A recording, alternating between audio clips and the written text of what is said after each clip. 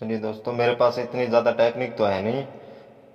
जो भी बताऊंगा कॉपी में बेसिक तरीके से बताऊंगा, लेकिन मैं आपसे वादा करता हूँ मेरा पूरे वीडियो देखने के बाद लाभ हानि प्रतिशत के करीबन करीबन प्रश्न आप हल कर लोगे। चलिए दोस्तों, टाइम बर्बाद ना करते हुए प्रश्न स्टार्ट करते हैं। किसी वस्तु का क्रय मूल्य 8,200 रुपये है, तो बताओ 20% लाभ प्राप्त करने के लिए उसे कितने में बेचना होगा। ये हमारा प्रश्न है। 20% लाभ प्राप्त करने के लिए उसे कितने में बेचना होगा। क्रय मूल्य कितना है? 8,200 रुपये। तो दोस्तों, हमें पता ही है जितनी भी वस्तु होती है अपने आप में कितनी होती है? 100% होती हैं। 100% है। तो 100% वाली वस्तु पर 20% अधिक कमाने के लिए हमें कितने में बेचना पड़ेगा? उसको 120 रुपये में बेचना पड़ेगा। इस तरह के प्रश्न करने के लिए दोस्तों रामबाण विधि, जो पूछना चाहता है ना उसे क्या ऊपर लिख लेते हैं। तो माना वस्तु का क्रय मूल्य कितना है? 100 रुपये। तो हमें 20% लाभ कमाने के लिए उसे कितने में बेचना पड़ेगा? 120 में। तो पूछना चाहते हैं उसे ऊपर लिख लेते हैं 120 बटा में 100 गुणा में हमारा क्रय मूल्य कितना है? 8,200 रुपये। तो गुणा भाग करके दोस्तों हल करते हैं। 2 शून्य से 2 शून्य काट देते हैं। 120 गुणा में 82। तो 12 दूनी 24 को चौको सपाई 2 12 96 2 98 शून्य को शून्य 9,840 रुपये हमारा आंसर आ जाता है। तो 8,200 रुपये वाली वस्तु पर 20% लाभ कमाने के लिए उसे कितने में बेचना होगा? 9,840 रुपये में बेचना होगा। चलिए दोस्तों, आशा करता हूँ आपको प्रश्न समझ में आ गया होगा। चलिए अगला क्वेश्चन करते हैं। चलिए दोस्तों, इसी प्रश्न को दूसरी विधि से करते हैं। मानो वस्तु का क्रय मूल्य कितना रुपये? 100 रुपये। तो 100 रुपये वाली वस्तु को 20% लाभ कमाने के लिए उसे कितने में बेचेंगे? 120 रुपये में। और 8,200 रुपये वाली वस्तु पर 20% लाभ कमाने के लिए हम उसे कितने में बेचेंगे उसका हमें पता नहीं, तो उसे क्या मान लेते हैं? x मान लेते हैं। तो 100 समानुपात 120 प्रति समानुपात 8,200 समानुपात x। तो बाहर का गुणा कर लेते हैं अंदर का अंदर। तो 120 गुणा में 8,200 रुपये बटा में हमारा यह आ जाएगा 100 गुणा में x। तो 2 शून्य से 2 शून्य काट देते हैं। 120 गुणा 82 करने पर वह आ जाते हैं 9,840 रुपये। 8,200 रुपये वाली वस्तु पर 20% लाभ कमाने के लिए हमें उसे कितने में बेचना होगा? 9,840 रुपये में बेचना होगा। तो चलिए दोस्तों, अगला सवाल करते हैं। किसी वस्तु को 1,190 रुपये में बेचने पर 30% हानि होती है, तो बताओ उसका क्रय मूल्य क्या होगा। तो दोस्तों, इस प्रकार के प्रश्न करीबन एग्जामों में पूछे जाते हैं। दिखने में यह कठिन लगते हैं, लेकिन बेसिक तरीके से करने पर आराम से हल हो जाते हैं। तो दोस्तों, इस प्रकार के प्रश्नों में माना कि हमारा क्रय मूल्य कितना है? 100 रुपये। तो हमें पता ही है कि प्रत्येक चीज अपने आप में क्या होती है? 100% होती है। तो 100% होती है। तो 100 रुपये वाली वस्तु 30% हानि पर बेचने पर हम कितने की बेचेंगे? उसे 70 रुपये की बेचेंगे। इस प्रकार के प्रश्नों को हल करने के लिए रामबाण विधि, जो पूछ रहा है ना उसे क्या ऊपर रख लेते हैं। तो पूछ क्या रहा है? क्रय मूल्य। तो माना क्रय मूल्य 100 रुपये माना है मैंने, तो ऊपर रख लेते हैं 100 बट्टा में हमने वस्तु को 100 रुपये वाली वस्तु को हमने कितने में बेची? 70 रुपये में। और गुणा में हमारा विक्रय मूल्य कितना है? 1,190 रुपये। तो दोस्तों, गुणा भाग करके हल करते हैं। 1 शून्य से 1 शून्य काट देते हैं। 119 गुणा में 100 बटा में 7। तो 119 से 2 शून्य लगा देते हैं, भाग देते हैं 7 का। तो हमारा आंसर आ जाता है 1,700 रुपये। तो 1,190 रुपये वाली वस्तु 30% हानि पर बेचने पर है कितने हो? 1,700 रुपये। हमारा आंसर क्या आ जाता है? 1,700 रुपये। यानी 1,700 रुपये वस्तु का क्या है? विक्रय मूल्य है। उसे 30% की हानि पर बेचने पर हम कितने की बेचेंगे? उसे 1,190 रुपये की बेचेंगे। चलिए दोस्तों अगला सवाल हमारा, किसी वस्तु को 630 रुपए में बेचने पर 10% की हानि होती है, तो 910 रुपए में बेचने पर कितने प्रतिशत का लाभ होगा। कोई वस्तु 10% की हानि पर बेचा जाता है तो 630 रुपये, और 910 रुपये में बेचने पर हमें लाभ बताना है। पहले भी बता चुका हूं दोस्तों, जो पूछ रहा है उसे क्या हमें ऊपर रख लेते हैं।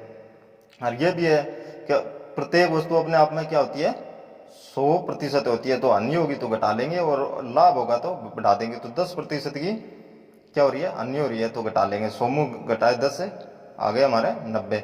जो पूछ रहा है उसे ऊपर ले लेते हैं, तो 910 बट्टा में हमारा सेकंड क्रय मूल्य विक्रय मूल्य कितना है 630 रुपये, गुणा में ये जो पूछ रहा है 90। तो दोस्तों एक शून्य से एक शून्य काट दें, 9 7 63, तो 910 में भाग देने पर 7 का हमारा आ जाते हैं 130, अर्थात 30% का क्या हो जाता है, प्रॉफिट हो जाता है। तो 630 वाली वस्तु 910 रुपए में बेचने पर 30% का क्या हो जाएगा, लाभ हो जाएगा। किसी वस्तु को 800 रुपए में खरीदकर 900 रुपए में बेचा जाता है, तो लाभ प्रतिशत बताओ। तो दोस्तों वस्तु का क्रय मूल्य कितना है 800 रुपये, और विक्रय मूल्य कितना है 900 रुपये, तो लाभ कितने का हो रहा है 100 रुपये का। इन 100 रुपये लाभ को हमें किस में बताना है, प्रतिशत में बताना है। तुम्हारा प्रतिशत निकालने का सूत्र क्या है, लाभ बटा में क्रय मूल्य गुणा में 100। तो मान रख लेते हैं लाभ कितने का है 100 रुपये का, बट्टा में क्रय मूल्य कितना है हमारा 800 रुपये, गुणा में क्या लगा देते हैं 100। तो 2 शून्य से 2 शून्य काट देते हैं, 100 में 8 का भाग देने से उत्तर आ जाते हैं 12 सही 1/2% क्या हो जाता है, लाभ हो जाता है। तो 800 रुपये वाली वस्तु को 900 रुपये में बेचा जाता है, तो 12 सही 1/2% का क्या हो जाता है, लाभ हो जाता है। चलिए दोस्तों अगला क्वेश्चन करते हैं। किसी वस्तु को 15% हानि पर बेच से 2550 रुपये प्राप्त होते हैं, तो बताओ 20% लाभ प्राप्त करने के लिए उसे कितने में बेचना होगा। तो दोस्तों मैं आपको पहले ही बता चुका हूं कि प्रत्येक वस्तु अपने आप में कितनी होती है 100% होती है। अगर हानि पर बेचते हैं तो हमें 100 में से घटा देते हैं, अगर लाभ पर बेचते हैं तो 100 में जोड़ देते हैं। तो 15% हानि पर बेचने पर 85% है, और 20% लाभ पर बेचने पर 120%। तो दोस्तों जो क्रय या विक्रय मूल्य पूछ रहा है ना उसे क्या है ऊपर रख लेते हैं। ये पहले भी बता चुका हूं कि जो पूछ रहा है उसे क्या ऊपर रख लेते हैं। तो पूछ क्या रहा है क्रय मूल्य, तो ऊपर रख लेते हैं क्रय मूल्य एक लाभ पर। तो 120 बट्टे हानि कितने हो रही है 15% की, तो 85, गुणा में हमारा विक्रय मूल्य कितना है 2550 रुपये। तो दोस्तों इसे 17 से काट देते हैं, सॉरी दोस्तों 5 से काट देते हैं। तो 5 से काटने पर 24 5 120, 17 85। तो दोस्तों गुणा भाग करने पर हमारा उत्तर आ जाता है 3600 रुपये। तो हमारा क्रय मूल्य क्या होगा 3600 रुपये होगा। तो 2550 रुपये वाली वस्तु को 20% लाभ पर बेचने पर हमें कितने रुपए प्राप्त होंगे 3600 रुपये प्राप्त होंगे। दोस्तों हमारा प्रश्न है 25 वस्तुओं का क्रय मूल्य 20 वस्तुओं के विक्रय मूल्य के बराबर है, तो लाभ हानि प्रतिशत बताना है। 25 वस्तुओं का क्रय मूल्य 20 वस्तुओं के विक्रय मूल्य के बराबर है, तो हमें क्या बताना है लाभ हानि प्रतिशत बताना है। तो क्रय मूल्य यानी खरीदना, विक्रय मूल्य यानी बेचना। तो वस्तु खरीदता कितने की है 25 रुपए की, और बेचता कितने की है 20 रुपए में। खरीदता 25 में और बेचता 20 रुपए में। तो हमारा सूत्र था खरीदी वस्तु माइनस बेची वस्तु बट्टा में बेची वस्तु, गुणा में क्या था 100। तो दोस्तों सूत्र में मान रख लेते हैं और फटाफट हल करते हैं। खरीदता कितने की है 25 की, माइनस बेचता कितने की है 20 में, बट्टा में 20 में बेचता है तो 20 कर देते हैं, गुणा में कर लेते हैं 100। तो दोस्तों गुणा भाग करके हल कर लेते हैं, तो 20 5 100 5, 25 में माइनस 20 तो बच गया ऊपर 5, 5 गुणा 5 तो उत्तर हमारा कितना आ गया 25। तो 25 वस्तुओं का क्रय मूल्य 20 वस्तुओं के विक्रय मूल्य के बराबर है, तो कितने का 25% का क्या होगा लाभ होगा। तो 25 वाली वस्तु 20 में बेचने पर कितने का लाभ होगा 25% क्या होगा लाभ होगा। हमारा अगला सवाल है 18 वस्तुओं का क्रय मूल्य 20 वस्तुओं के विक्रय मूल्य के बराबर है, तो लाभ या हानि प्रतिशत बताओ।